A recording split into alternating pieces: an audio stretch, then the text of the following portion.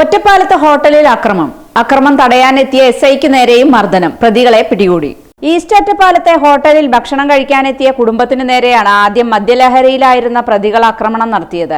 ഭക്ഷണം കഴിക്കാനെത്തിയ കുടുംബത്തിലെ കുട്ടികളോട് തട്ടിക്കയറുകയും തുടർന്ന് കുടുംബനാഥനുമായുള്ള വാക്കുതർക്കം മൂർച്ഛിക്കുകയും അദ്ദേഹത്തെ ആക്രമിക്കുകയുമായിരുന്നു. മദ്യലഹരിയിലായിരുന്ന മൂവർ സംഘം. ആക്രമണം തടയാനെത്തിയ കുടുംബനാഥയ്ക്കും പരിക്കുണ്ട്.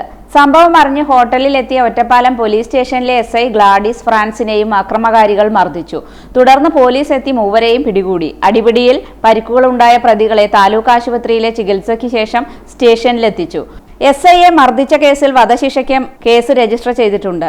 മായന്നൂർ ശേഖരത്തിൽ വീട്ടിൽ ഹരിദാസിന്റെ മകൻ ഹരിനാരായണനെയും കൂട്ടാളികളുമാണ് പോലീസ് പിടിയിലായിരിക്കുന്നത്.